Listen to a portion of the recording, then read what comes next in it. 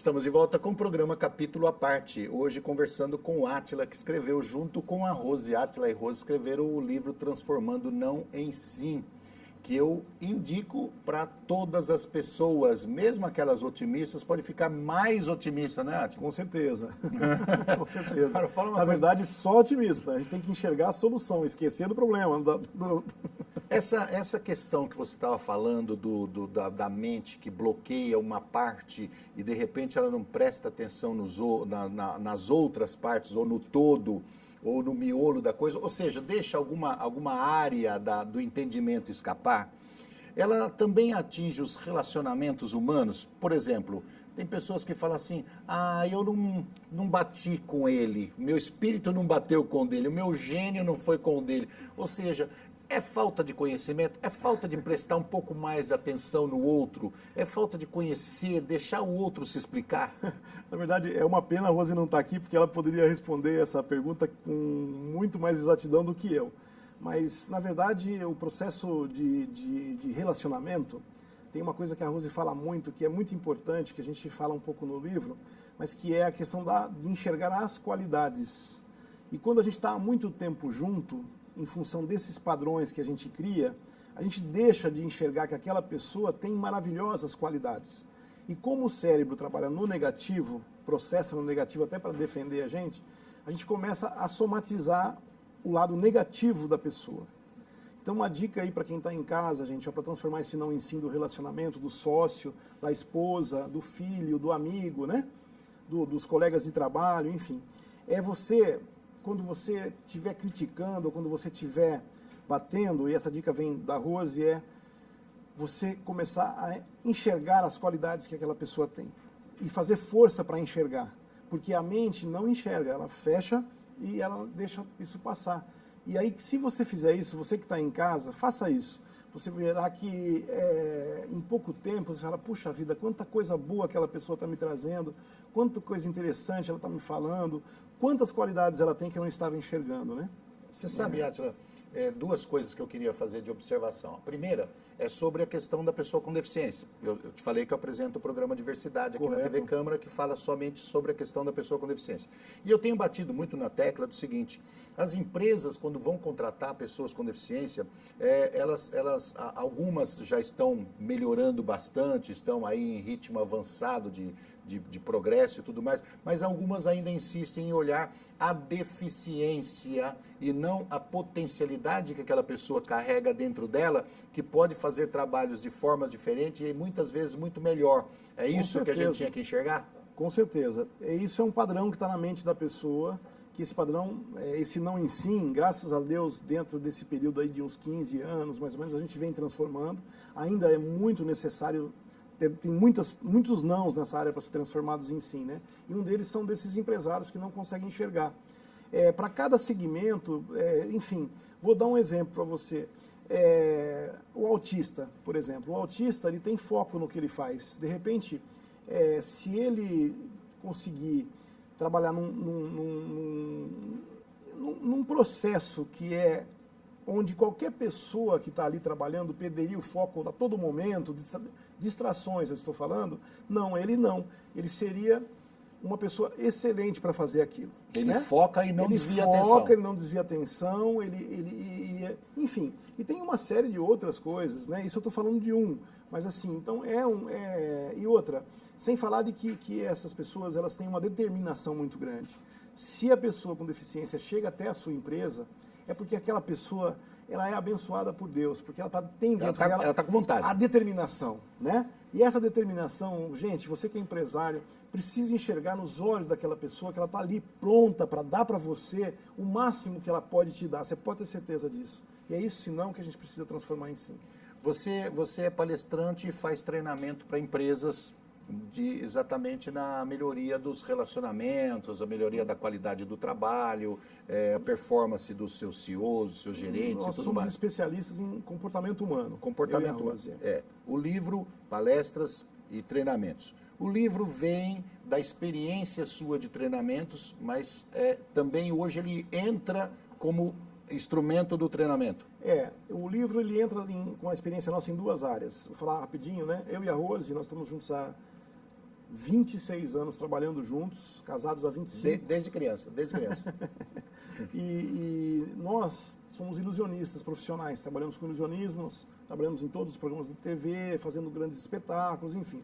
E de um certo tempo depois, a gente resolveu deixar de transformar só objetos para transformar pessoas, que é a nossa missão hoje, transformar pessoas, né?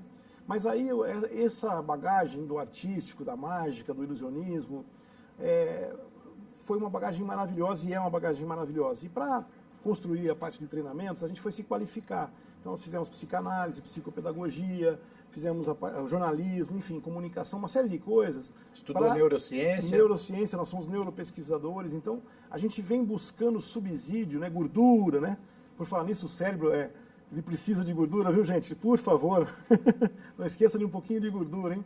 Que mais de 80% do cérebro está nas células gliais, que são pura gordura, né? Então, o que a gente precisa, o que a gente fez para poder fazer os treinamentos foi misturar essas duas coisas. Hoje, nos Estados Unidos, no resto do mundo, praticamente, os neurocientistas e os mágicos, eles estão muito juntos, porque eles descobriram que os mágicos manipulam as percepções. E através dessa manipulação de percepções que os neurocientistas estão fazendo pesquisas maravilhosas, estão mostrando aí, numa série que a gente conhece, que são os truques da mente, coisas impressionantes que o cérebro bloqueia, que o cérebro não enxerga, que o cérebro não faz, que o cérebro joga contra, enfim. E os mágicos estão ajudando muito nesse processo, né?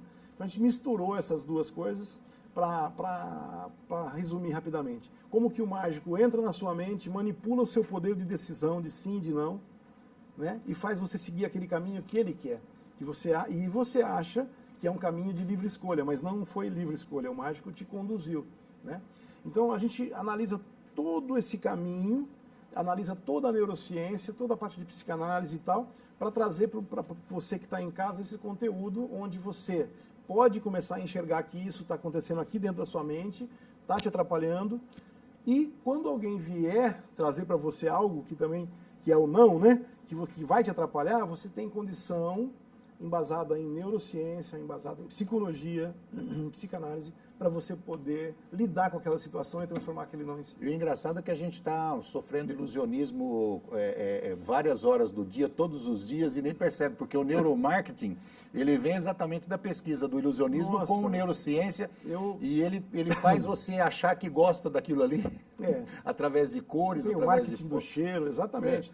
Aí no livro eu analiso um caso da Rolls-Royce, que ela foi obrigada a trazer para os carros novos agora o mesmo cheiro, olha que incrível, dos carros antigos da Rolls-Royce.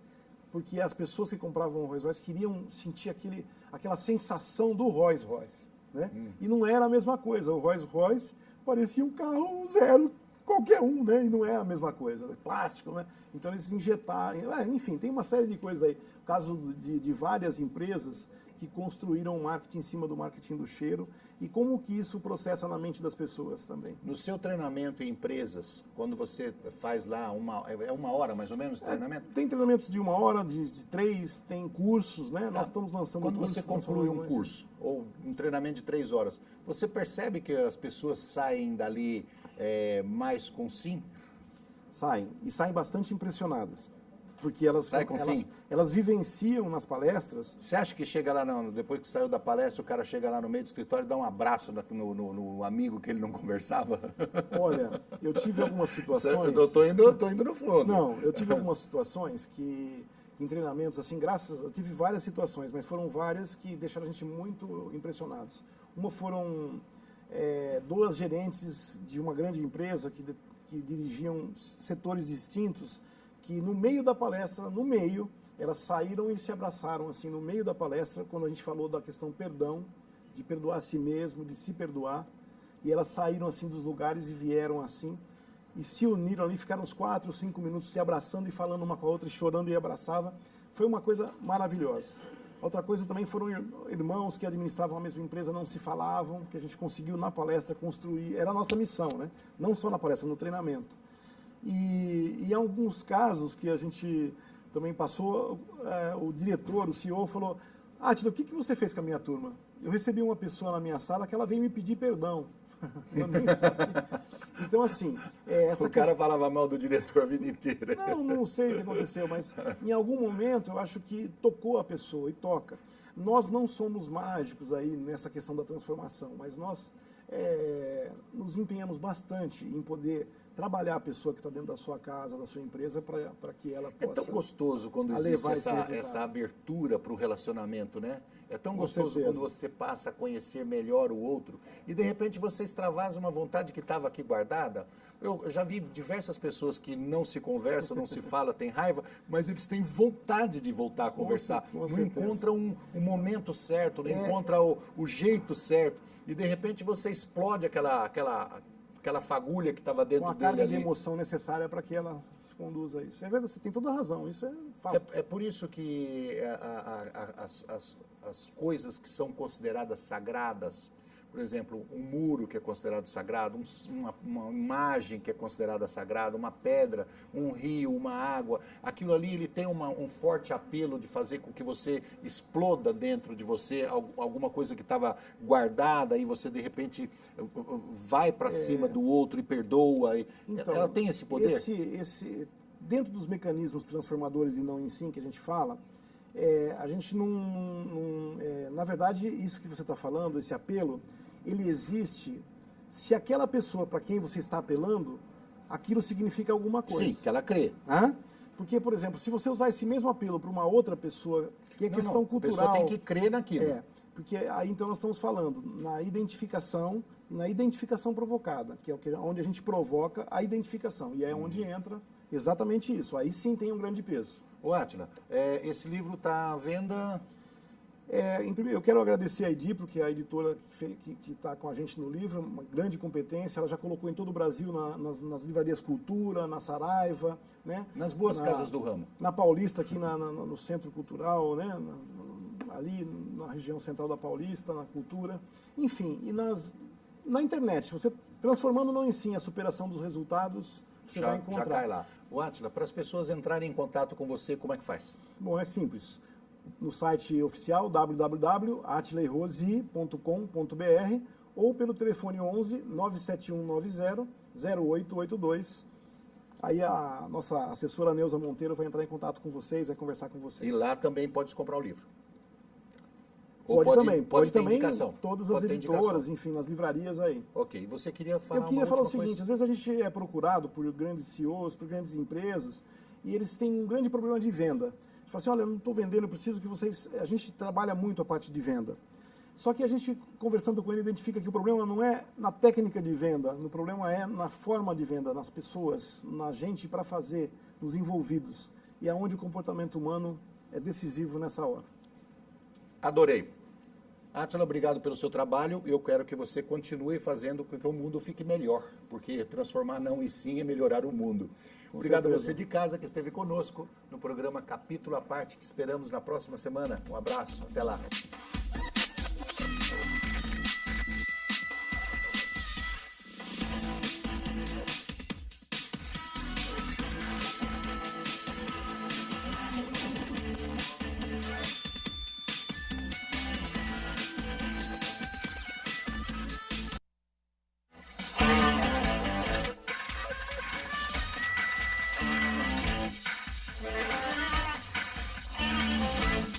Olá, vamos aprender um pouco mais? Toda semana, um pouco mais. Seja bem-vindo ao programa Capítulo à Parte, que já começou.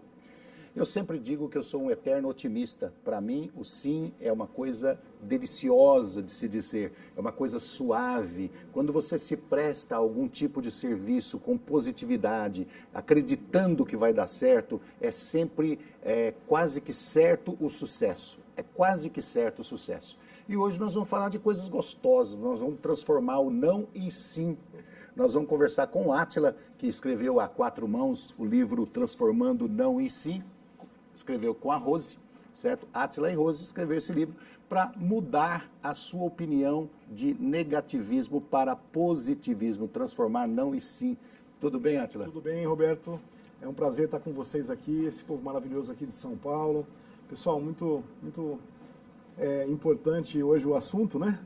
E eu quero dizer que vamos tirar o não já, de imediato, da mente de vocês aí.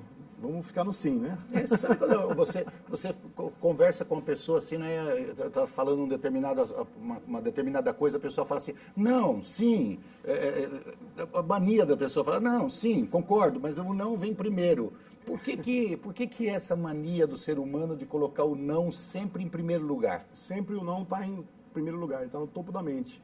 Esse é o motivo da gente estar descrevendo nesse livro essa questão, né? Porque, na verdade, assim, transformar não em sim. Só para a gente se situar.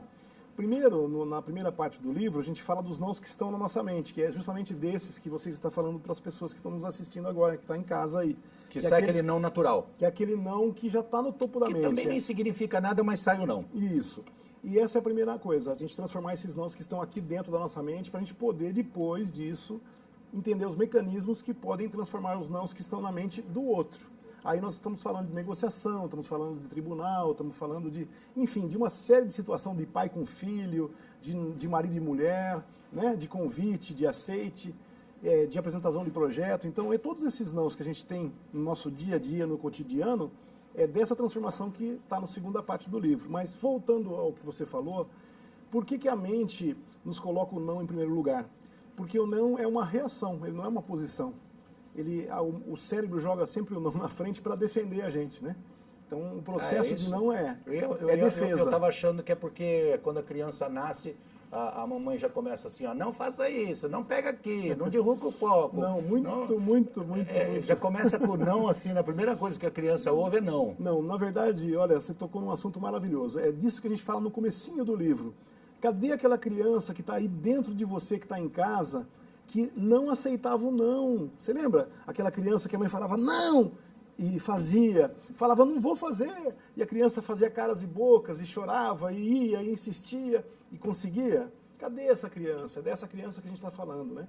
Na verdade, a criança ela não aceita os nãos até mais ou menos de 10 anos, 11 anos, porque a parte do frontal do cérebro, do lóbulo frontal, ele ainda não está formado. É a parte, olha só que interessante, a parte que reconhece o não. Então é por isso que a criança, você fala não, você pode bater, você pode fazer, ela ainda não, ela pode ficar com medo, mas ela não reconhece aquilo como não. A partir dos 10 anos, é uma pesquisa que está no livro, está bem detalhado isso, a partir dos 10 anos, aí 11 anos, quando está formada essa parte da frente do cérebro, a gente então, Roberto, começa a identificar o não, a entender o não, a se bloquear, a se fechar, e aí então esses nãos que a gente recebe após essa idade, vira um sistema dentro. É que começa a ferrar, vamos falar assim, ferrar o mecanismo de entendimento da nossa vida, né? Começa a nos trazer mais medos, começa a nos trazer mais dúvidas, e o não vem em primeiro lugar sempre para defender a gente. Olha, eu vou sair um pouquinho da nossa conversa, porque eu não posso deixar de contar isso.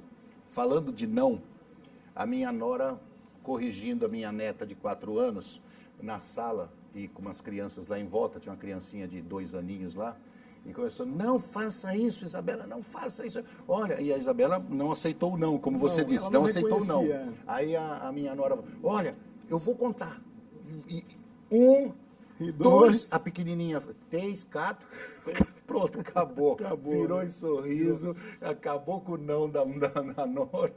Não tem esse reconhecimento. Eu vou dar uma dica para quem está em casa, para lidar com essa situação.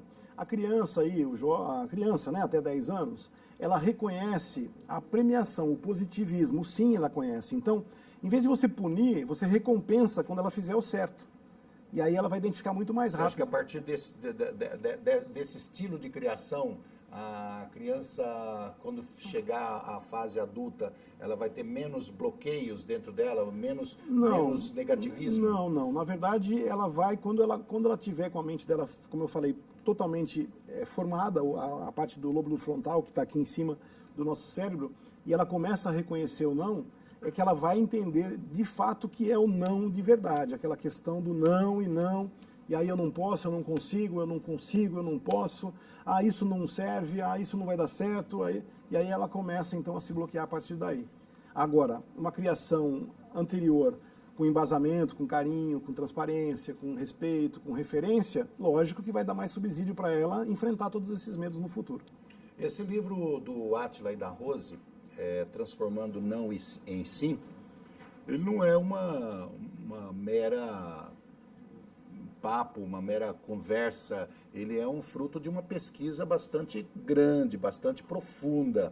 Ele entra aqui pela neurociência, entra por segredos de ilusionismo, Isso. entra em estudos da mente, entra em estudos técnicos e profundos para poder mostrar para você que você pode virar de negativista para positivista e não só transformar o seu não em si como o não do seu interlocutor. Com certeza. Esse livro foi embasado em 8 anos de pesquisa, minha e da Rose. Eu quero pedir desculpa por ela não estar comigo aqui hoje, a gente estava com um compromisso, a gente teve que se desdobrar. E, na verdade, o que acontece é que esse livro tem riquezas de cases, de pesquisas, de exemplos e traz uma novidade. Dentro do livro, ele traz mais uma carga de informações que o leitor que está com ele em mãos, e hoje todo mundo tem um celular, tem um acesso à internet, ele tem QR Code, que são caracteres ali dentro que levam a pessoa para mais informação.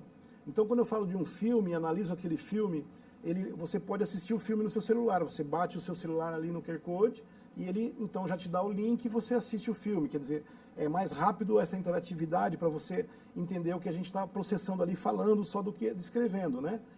A gente trabalha com todos os níveis do cérebro, visual, enfim, para que ele possa trazer mais uma carga de informações. Então a gente teve essa preocupação. E essa riqueza de cases, a gente traz aí desde 1937, de cases de 1937, que são sucessos até hoje, que são cases de sucesso, que passaram por um processo de não inicial, que é esse não que está no topo da mente, passaram por um processo de transformação de não em sim, ou seja, do talvez, e do talvez virar o sim, e com isso, os donos, os detentores dessas manipulações, que eles conseguiram fazer um projeto, colocar em prática e trazer o resultado empreendedor aí, tiveram grandes sucessos até hoje. Então é o caso do carrinho de supermercado, né, do case do carrinho de supermercado, da massa Play-Doh, e de tantos outros cases aí, agora mais recente, em 2016, o lançamento do filme dos Caças-Fantasmas, como é que a agência de propaganda, ela pegou e trabalhou a parte do neuromarketing, que é um termo que está bem aí no nosso dia a dia hoje, tá sendo colocado. Então, tudo isso vem misturando neurociência, truques da mente, tira o que engana a gente no nosso dia a dia, o cérebro engana a gente no nosso dia a dia por padrões que já tem na mente. Então, eu olho para você, Roberto, eu conheci você há algum tempo na feira, lá do nosso amigo Rodrigo, né? Uma feira maravilhosa. E aí, de repente, eu vi você hoje, o meu cérebro pode não passar a mesma leitura do Roberto que está aqui na minha frente. Olha que loucura, né, gente? Eu posso estar vendo um Roberto que eu já vi naquela feira, traços dele que está aqui já padronizado na minha mente. Então isso ele faz com tudo, com o que a gente está lendo, com o que a gente está vendo, o seu estúdio aqui, as pessoas no dia a dia. O cérebro está criando padrões. E a partir do momento que ele cria um padrão, quando você olha algo semelhante, ele já te joga esse padrão por uma única e simples razão, para economizar energia. Isso leva àquela máxima que o pessoal fala que a primeira impressão equivale? É isso?